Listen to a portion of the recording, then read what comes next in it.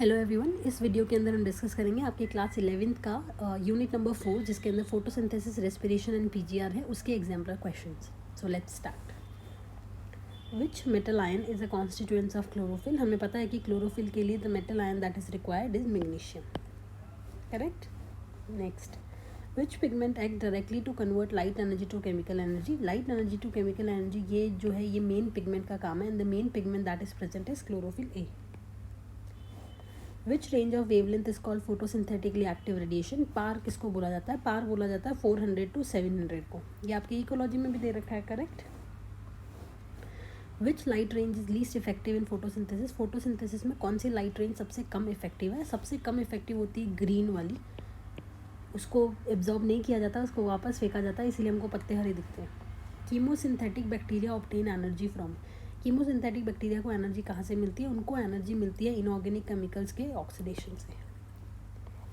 Next, energy required for ATP synthesis in PS2। PS2 के अंदर जो एनर्जी रिक्वायर्ड होती है एटीपी सिंथेसिस के लिए वो कहाँ से आती है? ATP synthesis explain by chemiosmosis. And जब भी आप केमियोस्मोसिस की बात करते हो हम एक ग्रेडियंट बनाते हैं वहाँ पे, and that is proton gradient. तो हमको प्रोटोन ग्रेडियंट से ही एनर्जी मिलती है। ठीक। नेक्स्ट क्या है बेटा? During light reaction photosynthesis the following are formed. Light reaction में शुगर तो नहीं बनती, तो शुगर तो काट दो। करेक्ट। एटीपी बनता है, हाइड्रोजन भी बनता है, ऑक्सीजन भी बनता है, क्योंकि जब पानी टूटता है तो आपका बनता है 2 प्रोटॉन 2 इलेक्ट्रॉन एंड तुम्हारा half O2। Correct. O2 donor नहीं होगा, C हो जाएगा। Next, dark reaction in photosynthesis called so because it can occur in dark also. नहीं, डार्क में नहीं होती है, NCERT में लिखा हुआ है। It does not depend on light energy. एक बार हम इसको मान सकते हैं, लेकिन ये स्टेटमेंट ज़्यादा अप्रोप्रिएट तब होता है जब हम लिखते हैं does not depend directly on light energy. But ठीक है, since we do not have any other option तो हमको ये चूज़ करना पड़ेगा। It can not occur during day light, ये तो पूरा ही गलत हो गया। It occurs more rapidly at night, ये भी गलत हो गया। PEP is primary CO2 acceptor in. PEP आपका प्राइमरी CO2 एक्सेप्टर होता है C4 प्लांट के अंदर, तो आंसर हो जाएगा C4 plant. Splitting of water is associated with. Splitting of water आपके PS2 के जो इलेक्ट्रॉन है उसको देने हैं हमको, इसलिए हम स्प्लिटिंग ऑफ वाटर करते हैं, और ये हम करते हैं inner membrane of thylakoid membrane के पास में, और फिर इसके जो प्रोटॉन है वो हम ल्यूमन में फेंक देते हैं और इलेक्ट्रॉन हम PS2 को दे देंगे। तो आंसर हो जाएगा inner surface of thylakoid membrane. The correct sequence of flow of electrons in the light reaction is. Light reaction के अंदर फ्लो ऑफ इलेक्ट्रॉन का करेक्ट सीक्वेंस क्या है? हमें पता है कि PS2 है, PS2 से हम देते हैं फियोफाइटिन को, फियोफाइटिन से हम देते हैं प्लास्टोक्विनोन को, फिर क्विनोन देता है साइटोक्रोम B6F को, फिर वो देता है प्लास्टोसाइनिन को, और वो देता है PS1 को। सीक्वेंस ढूंढो भाई। PS1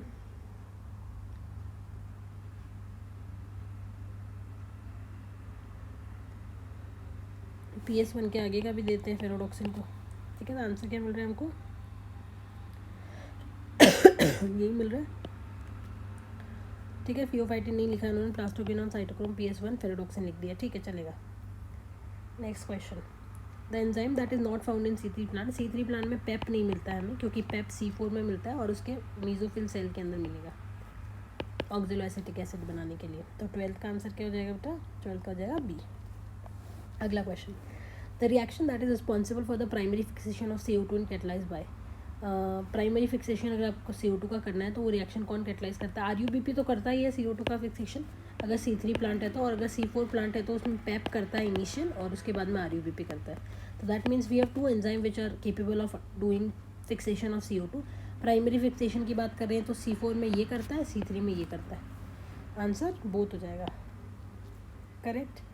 next question, when CO2 is added to PEP. जब CO2 को पेप के साथ में ऐड करेंगे हम लोग तो फिर फर्स्ट स्टेबल प्रोडक्ट क्या बनता है? फर्स्ट स्टेबल प्रोडक्ट बनता है आपका OA, that is oxaloacetic acid. Pep is 3 carbon, CO2 has 1 carbon, it becomes 4 carbon का ऑक्जेलोएसिटिक एसिड। 14 का आंसर हो गया D।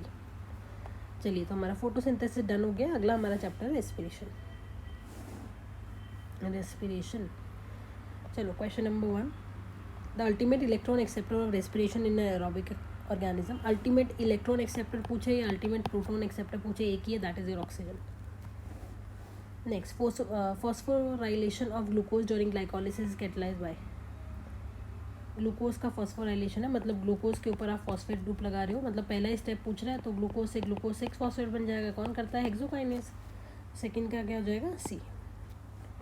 Pyruvic acid the key product of glycolysis can have metabolic fates under aerobic condition forms. अब इसने बोला है कि अगर पायरुविक एसिड है ग्लाइकोलिसिस का की प्रोडक्ट, तो उसका मेटाबॉलिक फेट क्या होगा। एनसीईआरटी में लिखा हुआ है कि pyruvic acid the key product of glycolysis can have many metabolic fate and depends on cellular need and cellular condition. For example, अगर आपके पास में बहुत सारा ऑक्सीजन है तो आप कंप्लीट ऑक्सीडेशन कराएंगे and ultimately you are going to synthesise CO2 + H2O।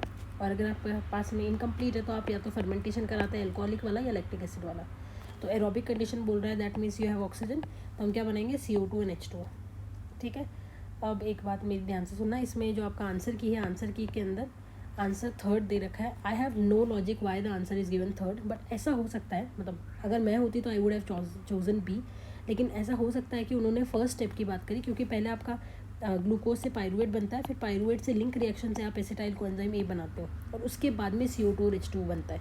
तो हो सकता है कि वो इनिशियल स्टेप को कंसिडर कर रहे हो, तो that might be one of the reasons why answer C has been chosen. Otherwise I have no other logic कि C को क्यों चूज़ किया। अगर मैं होती तो मैं फाइनल प्रोडक्ट्स की तरफ जाती और फिर मैं CO2 एंड H2O इसका आंसर मार्क कर देती। ठीक है, तो मैं इसको एक दफ़ा स्पेशल स्टार मार्क कर रही हूँ, आप देख लेना। Electron transport system located in the mitochondrial inner membrane, ETS inner membrane के अंदर होता है।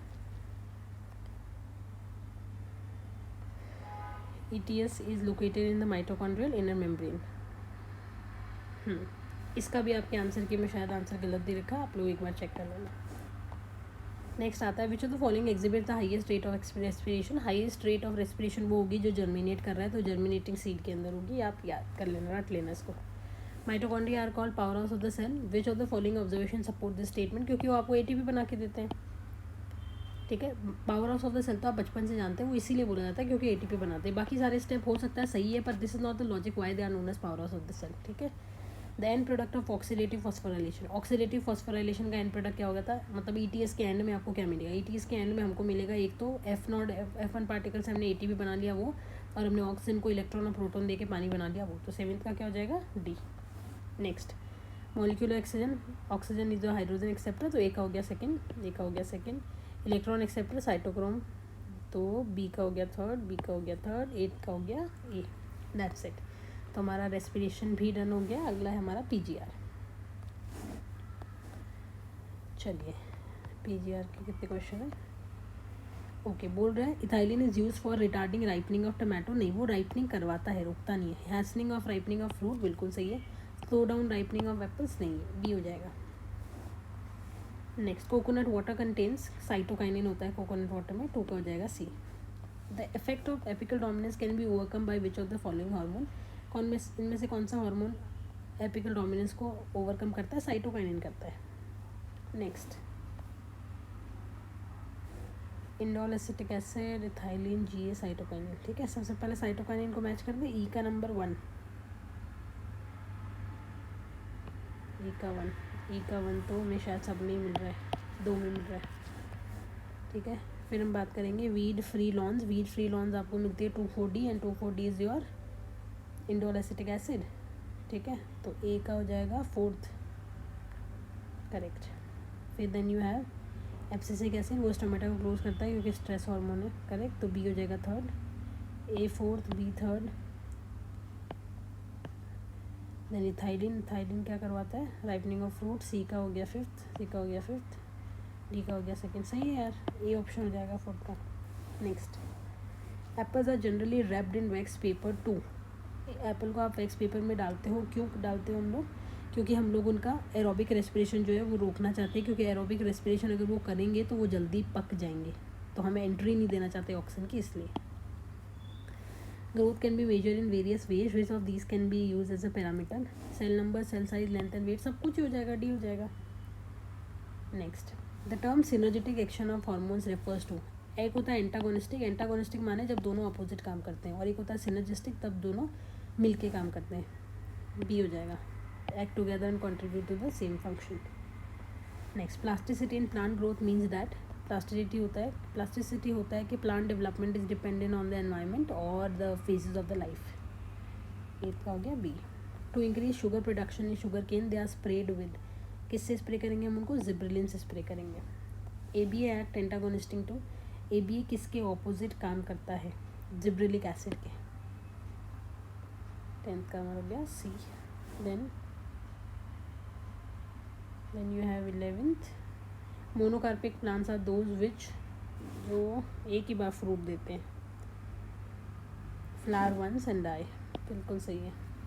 The photo period in plant is perceived है, फोटो पीरियड हमेशा फोटो पीरियडिज्म मतलब लाइट की रिसीविंग बात है, लाइट तो लीव से रिसीव कर पाती है। तो 12th का क्या हो गया हमारा, डी। That's it. तो इसी के साथ में हमारा प्लांट फिजियो भी कंप्लीट हो चुका है। अगला जो वीडियो होगा that would be based on human physio, जिसके हम सारे 5 और 6 जितने भी चैप्टर्स वो एक साथ में करेंगे। Thank you.